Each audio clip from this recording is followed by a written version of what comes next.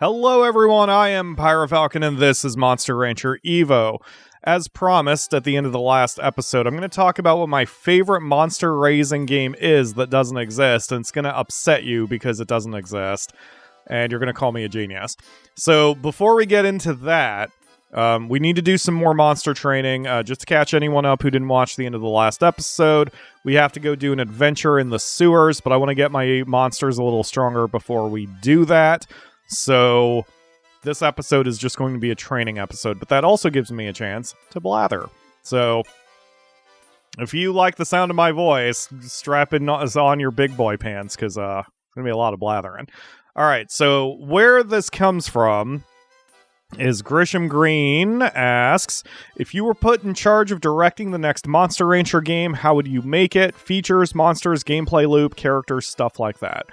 So maybe it's a good thing that I had to take a month off, because that gave me time to really think about that question and attack it from every angle I could. Retired monsters have come out of retirement. Runyon, who was sick, has come back. Now try not to have them be retired again. Yeah, shut up. Sorry for telling you to shut up, Niuda. Let's see. Fortune teller. Your skill can be your friend. The next 4 weeks are key. I don't know what that means. Shut up. I don't care. Everyone, shut up. There's probably important shit there, but I just don't care. Oh, God. Okay, so what I should be doing here is I should probably set you to lenient, because you're already max motivated. Everyone else can be set to hard. Okay. Alright, so here's my Monster Rancher 6, because first of all, the perfect monster raising game will be Monster Rancher 6, a real Monster Rancher 6. And if Monster Rancher Kaiju is considered Monster Rancher 6, then I'm talking about Monster Rancher 7. Whatever, it's going to be the Monster Rancher universe. Fuck Pokemon, metaphorically. So, first of all, the subtitle of my Monster Rancher game that I am directing in my own brain is Teamwork Makes the Dream Work. Is that stupid? Yes. And I have no problem workshopping the subtitle, but hang with me, because it will make sense. Teamwork makes the dream work. Alright? So, what this is going to do, my Monster Rancher game, we need to promote the team building aspect of the game, and for that matter also dive really hard into the sports aspect of the game. So first of all, we eliminate all of this circus nonsense. I love Monster Rancher Evo, but I understand that it's very divisive and a lot of people don't like it, especially they don't like the circus theme. All right, so fuck it, get rid of it.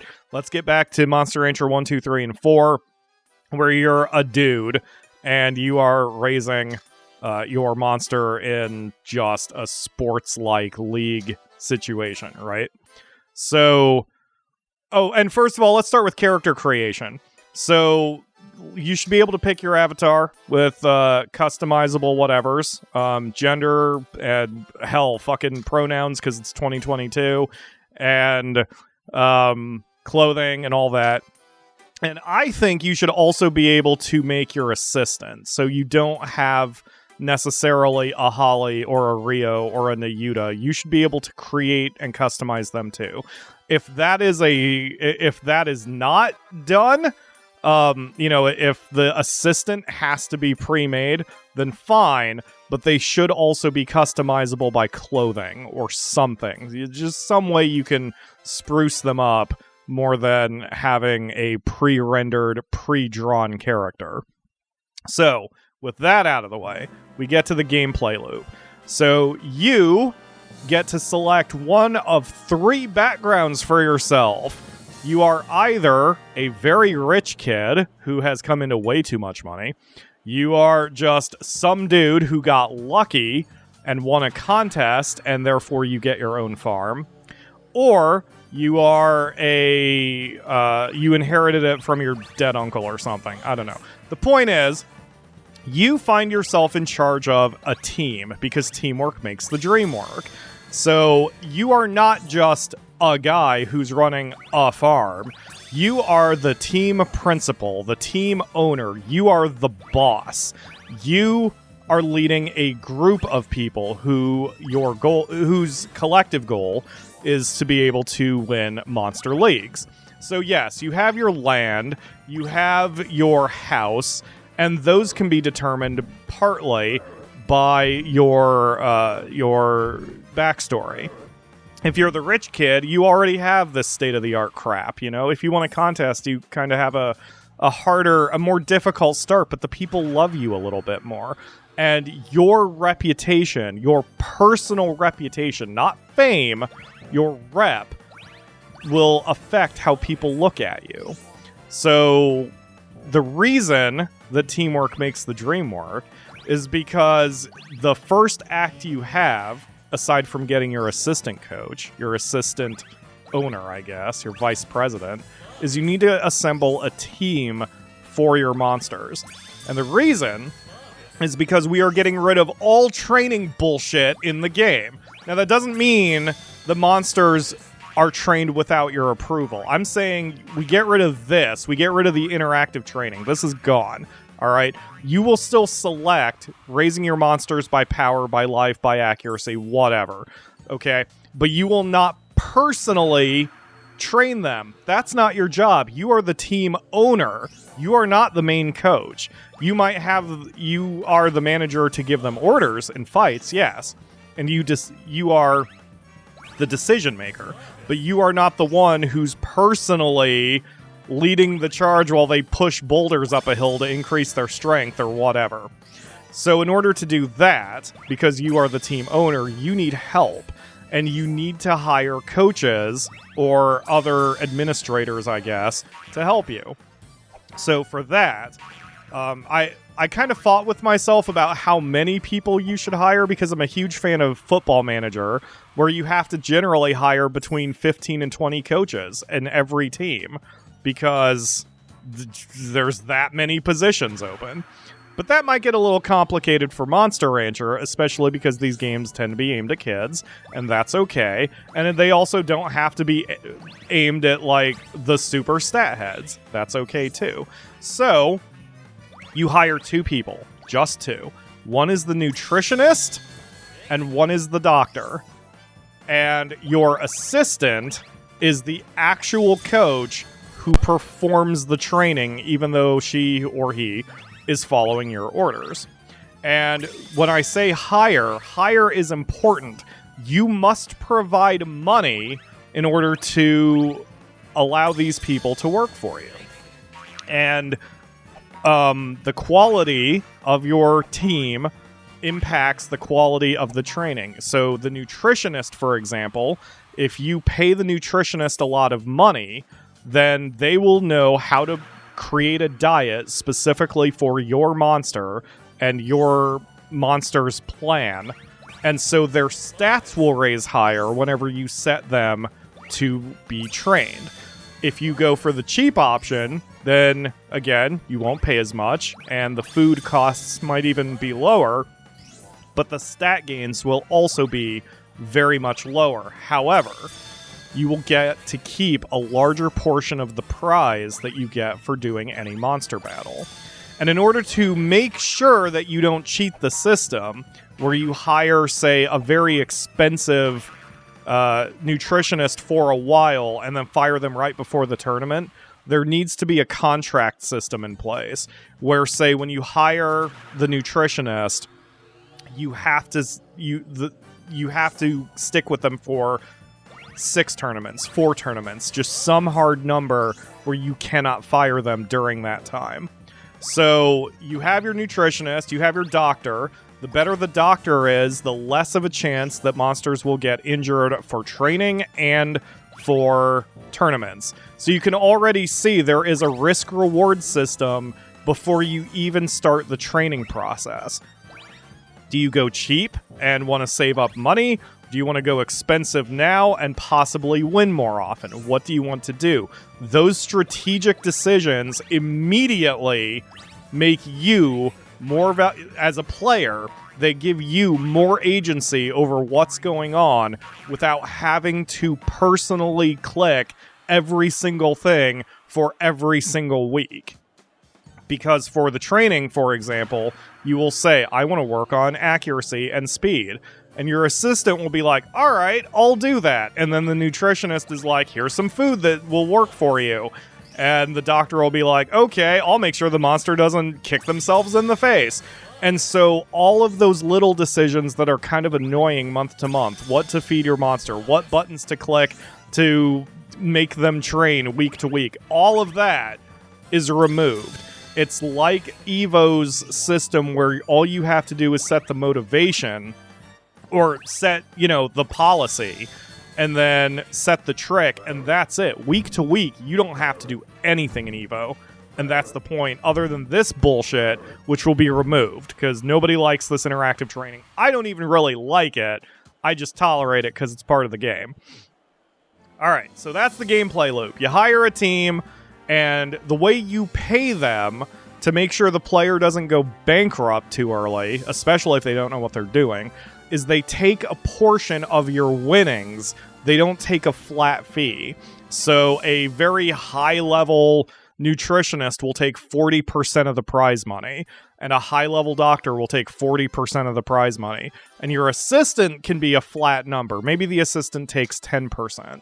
So if you have the absolute highest doctor and the absolute highest nutritionist, combined with your assistant, that's 90% of your winnings. And yes, that sounds like a lot of money, but you're a team owner. You're not a dude. So it's fine. And in order to compensate for that, all the game designers would have to do is they would have to, say, increase the amount of winnings by 10. Think back to Monster Rancher 2, for example. Say you have a tournament where you as the player would get $1,000, okay? So instead, you make that tournament $10,000, but again, 40% goes to your nutritionist, 40% goes to your doctor, 10% goes to your assistant. You are left with $1,000. So the math still is the same. You don't have to damage the economy, the balance of the economy, just because you're inflating some of the numbers. But this also, again, goes to a risk-reward. Maybe you want to go cheap early on in the game. That way you can save up for your team funds, your personal funds quickly, because then you can afford the next level of barn and the next level of house quicker. And so maybe you can start raising golems a little faster or dragons a little faster. And that will be a long-term benefit, even though it hurts in the short term, right? So and there's no wrong way to play. There is no wrong way to play. If you want to go expensive early, then you will probably win every tournament, but that also means it's going to take longer in order to raise some of the advanced monster races. Risk reward, and that's the player's choice, and there's no wrong answer. Ha ha ha ha, other than for speedrunners. Oh, actually, that reminds me, there's going to be a speedrunner mode also. In the option screen, you hit speedrunner mode, every cutscene is suppressed, all animations are twice as fast, and there's a timer up in the corner. How's that? Then all the speedrunners are happy. So the league structure, we're going to go off of something similar to the way it works in the Premier League of association football. For those who don't know, I'm going to grossly oversimplify this, that in any given country, there are multiple leagues, and at the end of the year, the best teams of a league are promoted to the next one up, and the worst teams of that league are promoted down. So every year there's a different league, because some teams go up, some teams go down, and it's considered a point of pride to go up, and it's considered a point of shame to go down. Monster Rancher already has the ability to do that based on its classes. So you will start the game in the E class, no problem. You do well, you get promoted to the D class, and so on and so on. But in real life European football, every country has its own league. And this is where we go to the next part of this, that there are 4 different countries to work with. There's FIMBA, IMA, and fucking whatever. I don't remember all the countries in the game. But each league, each country can have its own specific rule set. So for example, FIMBA, the original FIMBA, they are traditionalists. One-on-one matches all the time. You are required that you must raise your monsters au naturel, free range. You can't use machines, and it's very restricted. However, because it's restricted, it's also pretty predictable, and you can raise your monsters in a very easy way. But then there will be the IMA that allows for machines at least. They even give tag matches occasionally, giving you an excuse to raise multiple monsters and so on. So each of these leagues will have different rule sets, and that's necessary to give the player a reason to raise multiple different monsters. Because as it stands now in Monster Rancher, nothing stops me from raising anything. I can make all pixies, I can make all nagas, I can make all dragons. None of it matters because there's no rules to stop me. There needs to be a little bit more variety, so that gives the player a little bit of something changing up, so it's not just the same kinds of tournaments for 40 hours. And that way you can even become a specialist. I remember in Monster Rancher Advance 2, there were the Deathblow tournaments, which removed the time limits. And for that, in my game, there will also be an underground fighting tournament that removes a lot of the rules. There won't be class restrictions in the underground fighting tournaments, like the old school free-for-alls. So if you need very quick money and don't care about sinking your reputation, you go do the underground fights. But again, your reputation matters. And maybe some of the best doctors and the best nutritionists in the game don't want to work for someone who has done a lot of underground tournaments. Your reputation matters. Do you risk your reputation and possibly some really good coaches to go get some quick money in the underground facility? That's a player choice, with pros and cons either way. And nothing is irreversible. You can do a ton of underground fights and then eventually get your reputation back up. But everything is a short-term decision, and every decision that's major should rest on your shoulders. It gives you more time for those big decisions and allows you to let your assistant handle the little stuff and your nutritionist handle the little stuff like feeding, so you don't have to worry about that week to week or month to month. That way you can focus completely on doing the tournaments and raising your monsters and making the decisions to make the team much better. And the overall goal of the game will be the Dream Tournament. See, I told you I'd bring it back around. All you had to do was hold on to your butts. The Dream Tournament is like the so-called, what was it, the Superliga or whatever, the Super League that wound up failing, where they were going to take the absolute best teams from all the countries in European football and put them against each other. So here, your goal is to get into the Dream Tournament by becoming the champion of your country and possibly maybe other countries as a guest. So you enter the absolute Dream Tournament, the tournament of tournaments, champion of champions, and your goal will be to succeed in that. And maybe there's some other super mega boss or fucking whatever. But at least the point is that you want to be able to face, the best of the best after you become the best of the best of your own country. And these dream tournaments are extremely difficult. They pretty much require you to have an excellent team behind you, because at that point, if you have a shitty nutritionist and a shitty doctor, maybe we'll add a third one. Maybe we'll add a breeder. And so a good breeder will allow more stats to be transferred into an offspring. So either way, that way you have to have a really good team to even have a chance at the Dream Tournament. You could even cheat as the game designer and say, like, if the player doesn't have the best group of people they get an automatic hidden penalty. I think that'd be a little douchey, but it also would help reinforce the theme of the game, so either way on that one. But the point is, you have to have a really good team behind you, not just a really good monster. and then do the tournament and win.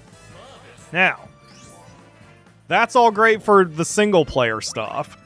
We haven't touched the multiplayer. So multiplayer, you can have your own monsters, but more importantly, we're gonna steal a feature from Madden NFL from EA Sports, right? So, I know, fucking weird, right? But hey, Monster Rancher is a game of numbers too. So, other players, all players, should be able to make their own dream tournaments. Because they are dreams. We can do our own tournaments, right? And maybe even do them better than Koei Tecmo. So when a player starts their own dream league, they can select what kind of tournament they want to run. Do you want to have an all-pixie league where all other monsters are banned? Done. Do you want to have a league like the Death Blow where the timer is removed and the only thing that matters is a knockout? Done. Do you want to have a league that's team-based, but only dragons and nagas? Done. The commissioner, the founder of the league, they're always called commissioners, should have the ability to assign any rule they want, whether that's breeds that are banned, breeds that are accepted, breeds that, or style of tournament, whether it's knockout or by judge. They should be able to set the number of seconds and the time limit, and on and on and on. And any player can join any league, provided it's not password protected or set to friends only or something like that. And each of those leagues can even have seasons. So, say after 5 years of in-game time, your league is reset and you start a new season. That way there's always a new champion. There's always something to go for. And even if you've lost one season, that doesn't mean you've lost everything. You join a league, you play for a season, you get your ass kicked, and you're like, all right, well, now I know how to change things. So then you start up again. Maybe you hire different nutritionists. Maybe you hire different assistants. Maybe you use different monsters. Whatever it takes, you change. And then you adapt. You get better. And this allows for communication between everybody who's playing, because you min-max different strategies, but it doesn't work with every single league, because every single league is going to have slightly different rules and allow you to kind of experiment with different strategies. And of course, you know, YouTubers are going to love that, because then they can make their own leagues and invite other YouTubers or other members of the public, their fans, whatever. And of course, there should be no limit to how many leagues you're allowed to join or how many leagues you're allowed to make. I mean, maybe a moderate limit, you know, not one. It shouldn't be one, but it could be something reasonable, 10, 20, 50. I mean, no one's going to join that many, probably. And the commissioner should have the power to kick people out, obviously, if either people are being too strong or too weak, or trolls or griefers or whatever. The commissioner has the power to deal with that. So, that is the basic gameplay loop, the basic gameplay elements. I have more details in my head that I did not speak of, but the nostalgia people who play Monster Rancher, the old school players of Monster Rancher, are happy because we get rid of Evo and get back to tournaments. The stat heads are happy because everything is about numbers and the fine balance of which stats to raise with which team members to have. The solo players are happy because even though they're part of a team, they don't have to be online, and they still feel, you know, there's a bit of a power fantasy in there because they own a team with your own name and maybe even your own logo.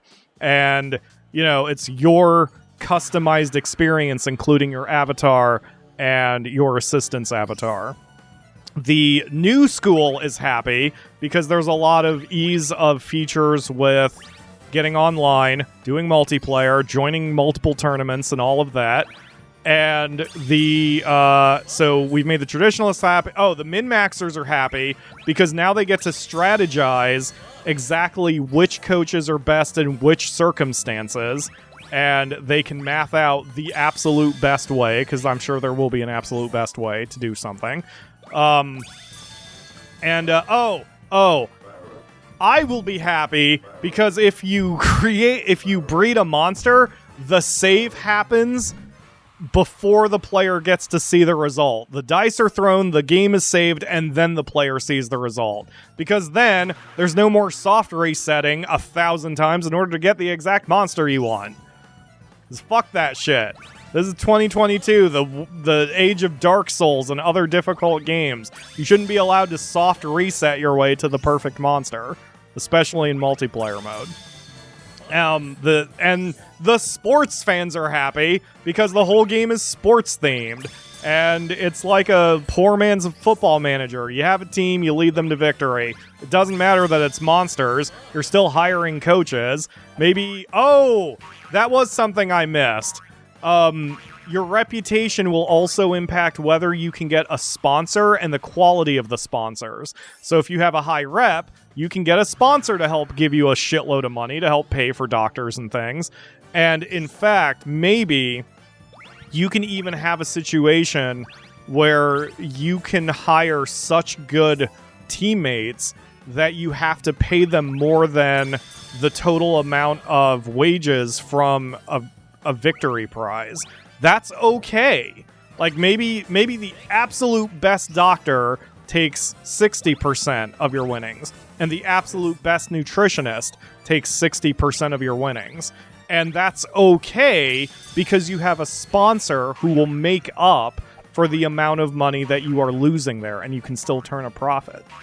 So, the math heads are happy because they get to work out those numbers too. So everybody is happy. Everybody wins. The multiplayer people are happy because they can skip the whole fucking game entirely and make their own dream tournaments. And the speedrunners are happy because we've added a speedrunner mode, which suppresses all the bullshit and just lets you play as fast as you humanly can.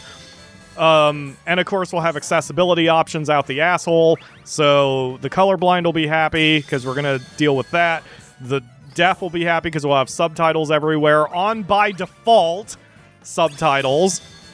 And maybe even voice navigation for the menus, because that doesn't take that long to do and enact. And, yeah, everybody is happy, and there's a shitload... Oh, and no microtransactions! Unless this is so good that we make a whole new country or something, and there's, like, an entire expansion pack, then we'll add DLC that's actually worth it. But otherwise, no fucking microtransactions.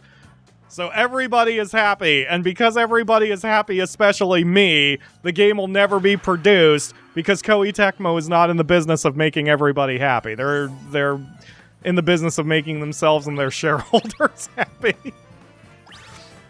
But there you go. That's my Monster Rancher 6. I knew that would take 90% of the episode.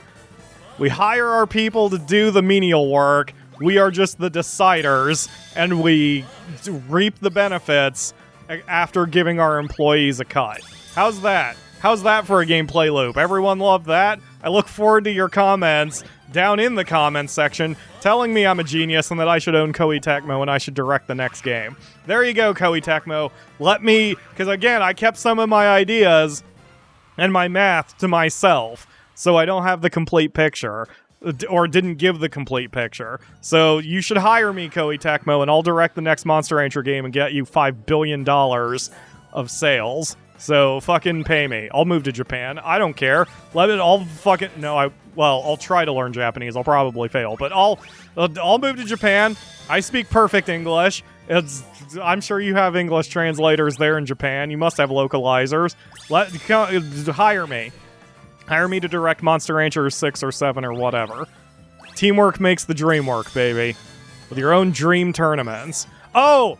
Another feature. The dream tournaments are also partially, or can be saved, or can be accessed by IP addresses. The reason that's important is that way, even if the Koei Tecmo servers go down, you can still do multiplayer services. You don't have to go through Koei Tecmo's official servers. There should be some on the Koei Tecmo official servers, maybe even special tournaments where the winner gets a real-life prize because it's an official tournament. That's fine.